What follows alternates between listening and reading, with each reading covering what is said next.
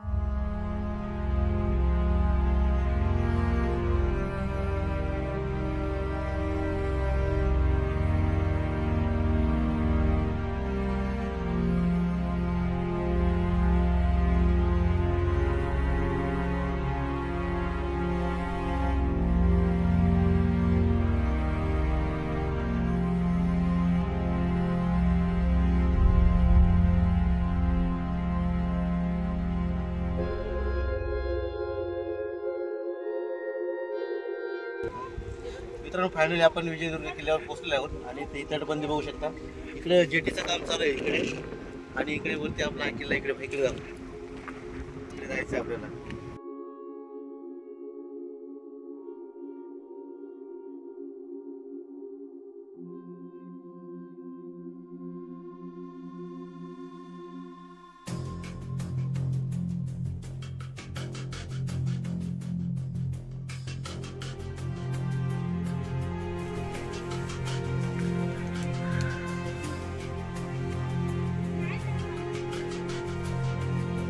बघू शकता तटबंदी बांधकाम चालू आहे, नवीन बांधकाम.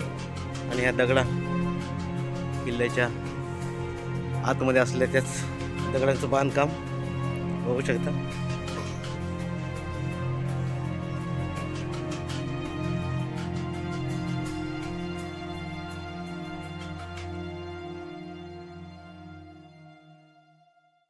किल्ल्याची ही मूळ रचनाच अशी होती की डायरेक्ट प्रवेशद्वारावरती शत्रूनं केलेला हल्ला जो आहे ना तो डायरेक्ट याच्यावरती होणे, दरवाजावरती किंवा याच्यावरती, ज्याच्यामुळे तोफांचा जो मारा आहे किंवा तो दरवाजावरती न होता भिंती आधी लागल्या पाहिजे. हो, तटबंदी मजबूत असे.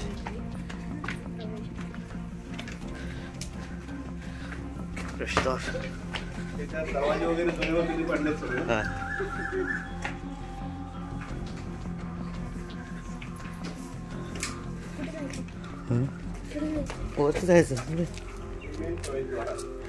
बघू शकता मेन गेट, प्रवेशद्वार आणि किल्ल्यावरचा परिसर. जुन्या तोफा वगैरे पडलेला आहे, गोळे अजूनही होते.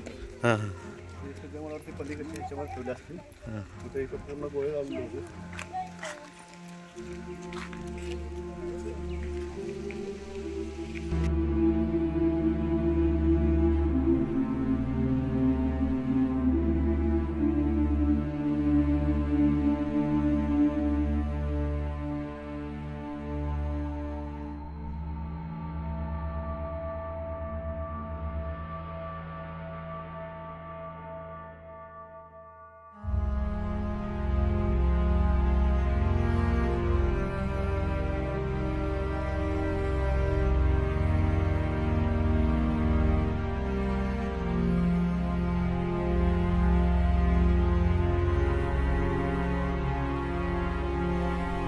आमच्याबरोबर मित्र आवडणकर सर यांची भेट झालेली आहे देवगडमध्ये.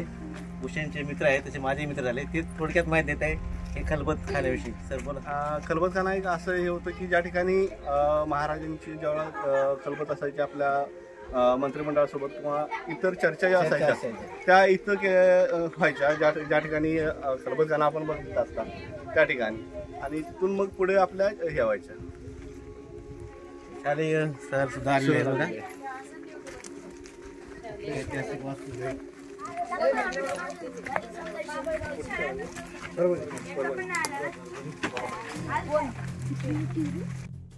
मित्रांनो, विजयदुर्ग हा किल्ला 11व्या शतकाच्या अखेरीस शिलाहार घराण्यातील राजा भोजने बांधला. पुढे तो बहामनी व नंतर आदिलशाहीच्या ताब्यात होता. टेवेर्नियर यांनी इसवी सन 1650 या किल्ल्याला भेट दिली होती. तेव्हा त्यांनी त्याचे वर्णन विजापूरकरांचा अभेद किल्ला असे करून ठेवले आहे. छत्रपती शिवाजी महाराजांनी 1664च्या ऑक्टोबर-नोव्हेंबरमध्ये विजयदुर्ग किल्ला जिंकला. कान्होजी आंग्रे आणि त्यांचे पुत्र संभाजी आंग्रे व तुळोजी आंग्रे यांच्या ताब्यात हा किल्ला इसवी सन 1756 होता. पेशवे व इंग्रज यांच्या संयुक्त सैन्याने 13 फेब्रुवारी 1756 रोजी तुळोजी आंग्रे यांच्या सैन्यांचा पराभव करून विजयदुर्ग ताब्यात घेतला.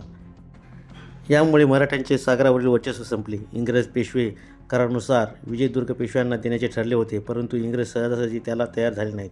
अखेर बाणकोट किल्ला व त्याजवळील 7 गावे पेशव्यांकडून घेऊन इंग्रजांनी विजयदुर्ग 8 महिन्यानंतर पेशव्यांना दिला. पेशव्यांनी विजयदुर्गाचा प्रांत व सुभेदारी आनंदराव धुळप यांना दिली. 1664 ते 1818 किल्ल्यावर मराठी अंमल होता. त्यानंतर हा किल्ला इंग्रजांनी ताब्यात घेतला. मित्रांनो, विजयदुर्गला पूर्वेकडील जिब्राल्टर असे म्हणत, कारण हा एक अजिंक्य किल्ला होता. 40 किलोमीटर लांब असलेली वाकाटून खाडी हे या किल्ल्याचे बलस्थान आहे.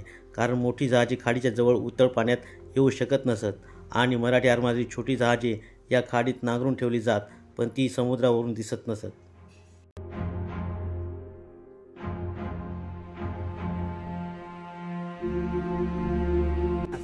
बघू शकता मित्रांनो, इथून शत्रूवरती नजर ठेवायला इथून बघा, एकाच ठिकाणाहून 4-5 ठिकाण बघू शकतो आपण. हां इकडे पण आहे, उजव्या बाजूला पण आहे, इथं पण लक्ष देऊ शकतो शत्रूवरती. अतिशय छान उभं राहून घेऊ आलं. हे बघ इथे इथं इथं इथं बघ.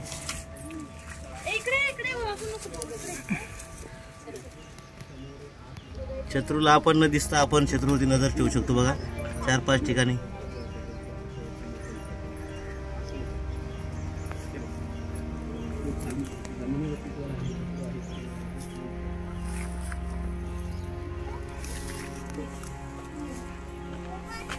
छोटासा मार्ग आहे, जिथून आपण खाली उतरून किल्ल्यामध्ये डायरेक्ट प्रवेश करू शकतो. किल्ल्याची जे आपले पूर्ण किल्ल्याचा भाग आहे तिथून हा तटबंदीचा पटकन येणारा मार्ग आहे.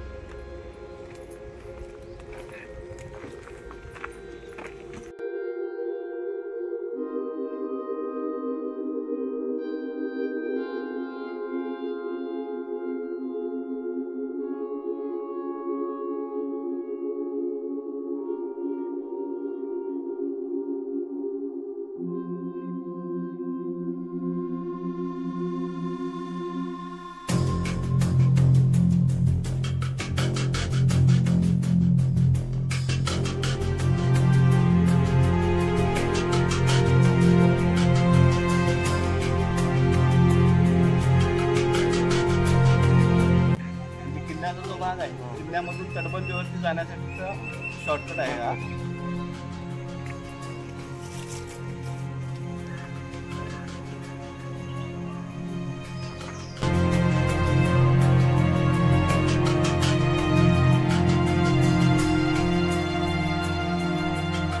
आपण विजयदुर्ग किल्ल्यावर आलो आणि हा सिंधुदुर्ग जिल्ह्यातला अतिशय उत्तम असा किल्ला. इथे जास्त पर्यटक येत नाही, तितकासा डेव्हलप झालेले नसल्यामुळे, आणि इथे फारशा इथं बाजूलाच बीच आहे, परंतु फारशा राईट नसल्यामुळे पर्यटक कमी इथे येतात. परंतु अतिशय सुंदर किल्ला, सुंदर तटबंदी आहेत, चिलखती बुरुज आहेत आणि 2 भुयारी मार्ग असलेला किल्ला. विजयदुर्ग किल्ला मुंबईपासून 225 किलोमीटर 225 किलोमीटर अंतरावर आहे आणि गोव्यापासून 150 किलोमीटर अंतरावर असलेला हा किल्ला अतिशय उत्तम निसर्गरम्य वातावरण आणि चारी बाजूला समुद्र, अथांग समुद्र आणि चिलखती तटबंदी बुरुज आणि 2 भुयारी मार्ग इथे बघावयास मिळतात. आपण पुढे जाऊया.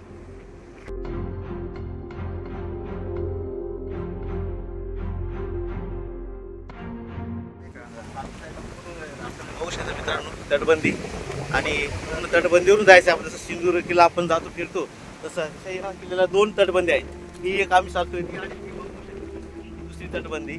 जवळजवळ 17 एकरमध्ये पसरलेला हा भव्य दिव्य किल्ला आपण या व्हिडिओ मार्फत बघू शकता. आणि मग अथांग असा पसरलेला अरबी समुद्र. मित्रांनो माझ्याबरोबर आवडकर सर मित्र आहेत, ते या किल्ल्याविषयी, अजून तटबंदीविषयी आणि इतिहासाविषयी थोडक्यात माहिती सांगायला आहे. मित्रांनो ही तटबंदी अशी होती की ज्यामध्ये शत्रूनं पाण्यामधून जरी तोफेचा मारा केला तरी 1 नंबरच्या तटबंदीपर्यंतच त्यांचा मारा होत होता. परंतु इथं दुसरी तटबंदी होती, जरी तोफांचा मारा पुढेपर्यंत गेला तरी त्या पुढच्या तटबंदीला तो तटत होता आणि आतमध्ये जे महाराज किंवा राहण्याची जी आहेत त्या ठिकाणपर्यंत पोहोचू शकत नव्हता शत्रू. आणि याच्यामधून आपलं प्रोटेक्शन, डबल प्रोटेक्शन असं हा विजयदुर्ग किल्ला होता. धन्यवाद सर. सर आल्यामुळे अतिशय सखोल माहिती मिळते आम्हाला.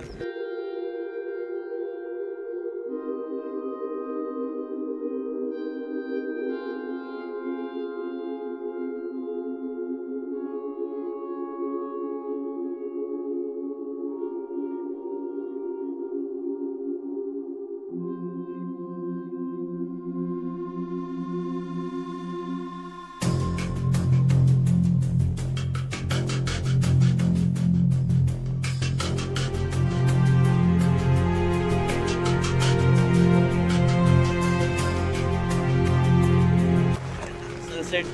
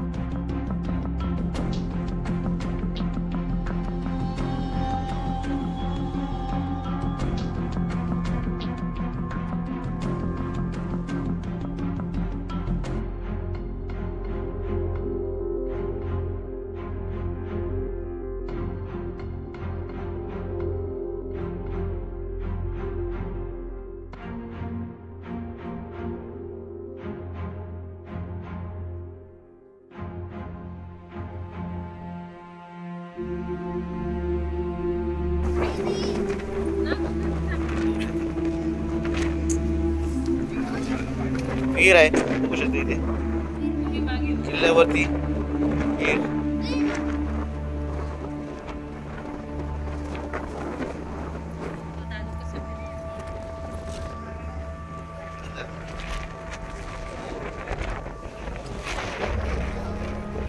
मित्रांनो हा बघू शकता तटबंदी नवीन दिसते, नवीन दगडा बघू शकता. आणि ह्या नवीन तटबंदीला जवळ 7 ते 8 वर्ष बांधायला लागले. एवढंच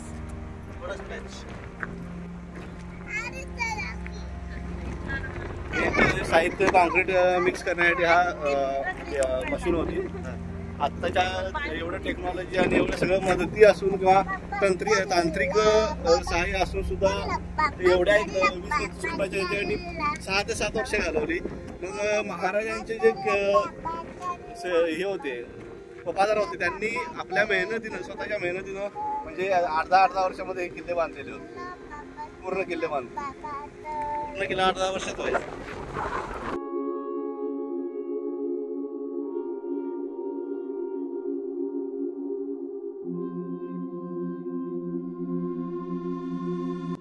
एक प्रकारचं जातं म्हणजे याच्यामध्ये धान्य टाकून त्याच्यामधून चाक फिरवलं जायचं आणि त्याच्यामध्ये धान्य बारीक केलं जायचं.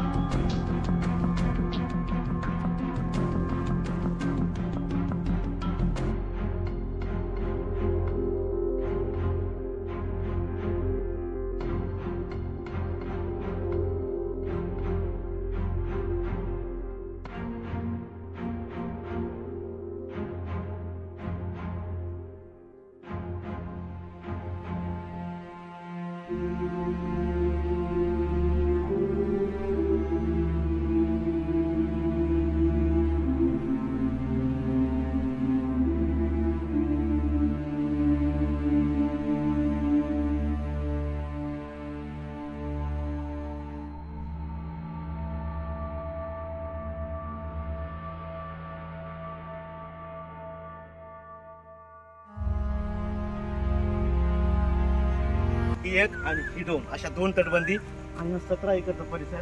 अजूनही जवळजवळ आता 6:30 झालेले आहेत आणि अजूनही वरती महल आहे तो बघायचा राहिलेला आहे.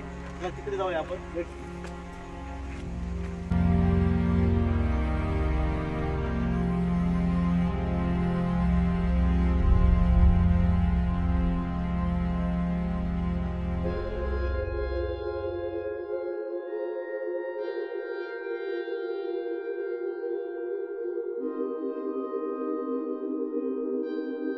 एक भुयारी मार्ग आहे इथे आणि या किल्ल्यावरती 2 भुयार आहेत.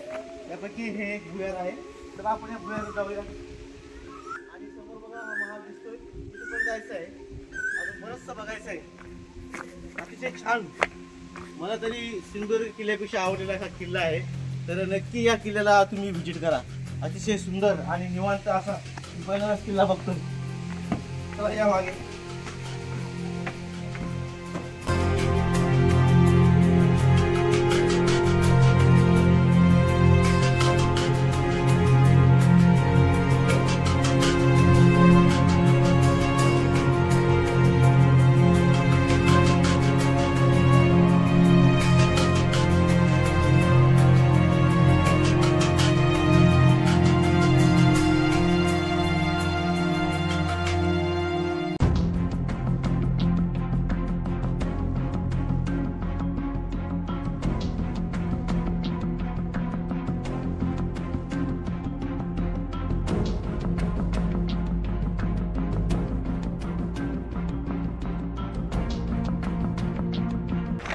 पूर्ण तटबंदी करून आणलंय. अजून महल बघायचं बाकीचे. हा भुयारी मार्ग.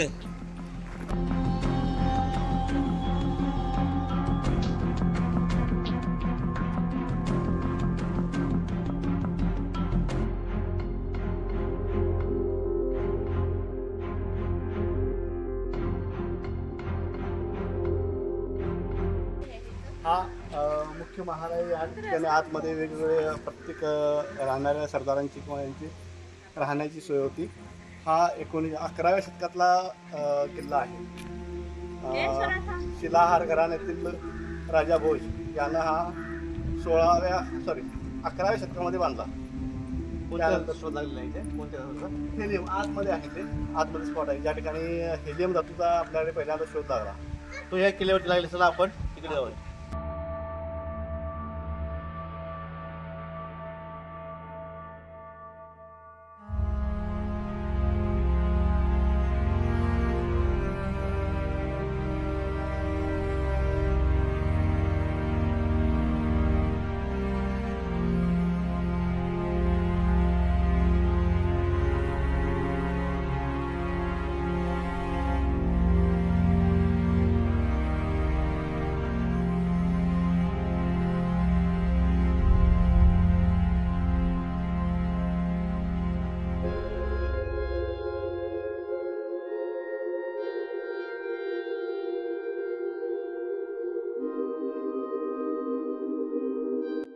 हेलियमचा शोध या ठिकाणी लागलेला आहे आणि किल्ले विजयदुर्ग हेलियमचे पाळणाघर म्हणून संबोधले जाते.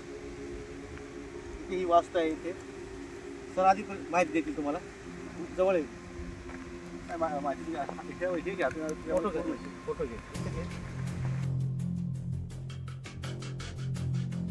त्या दिवशी झालेल्या खग्रास सूर्यग्रहणाचा अभ्यास करण्यासाठी ब्रिटिश खगोलशास्त्रज्ञ सर जे नॉर्मन लॉकियर यांनी विजयदुर्ग किल्ल्यावर याच ठिकाणी ओटे बांधून यावर दुर्बीण ठेवली आणि सूर्याचा वेध घेतला. ग्रहण काळ सकाळी 8:21 सुरू झाला. 9:24 ते 9:32 या काळात सूर्यग्रहण होते. सर लॉकियर यांनी सेप्टिग्राफरवर 887 नॅनोमीटर दर लांबी वेव्हलेंथ असलेली एक पिवळ्या रंगाची रेषा दिसली. या रेषेचा स्रोत सूर्याच्या तप्त वातावरणातील एका नवीन फुलद्रव्यापैकी असला पाहिजे असा निष्कर्ष त्याने काढला आणि त्यास नाव दिले हेलियम. सुद्धा अशी माहिती आहे. पुढे 25 वर्षांनी विल्यम रामसे यांनी हेलियमच्या शोधावर शिक्कामोर्तब केले आणि यामुळेच किल्ले विजयदुर्गला हेलियमचे पाळणाघर असे म्हणतात. तर ज्या ओट्यावर दुर्बीण ठेवून हेलियमचा शोध घेण्यात आला तो ओटा साहेबांचे ओटे म्हणून प्रसिद्ध आहे. 2005 सालच्या विजयदुर्ग अष्टशताब्दी वर्ष महोत्सवानंतर विजयदुर्ग येथे जन्म झालेले आणि कोल्हापूर स्थित कैलासवासी चंद्रकांत मुरलीधर परुळेकर यांच्या प्रयत्नातून हेलियम डे दरवर्षी 18 ऑगस्ट रोजी मोठ्या दिमागात साजरा होतो. 18 ऑगस्ट 1868 साली आता शोध लागला. इकडे बघू शकता महल. इथे ठेवलं काय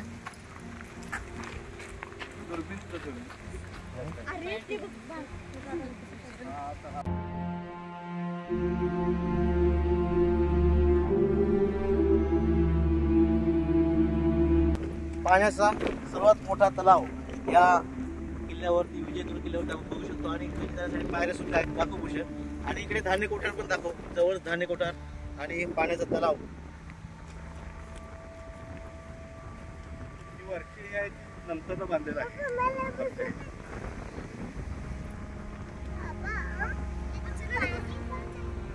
अंधार असे राहतात.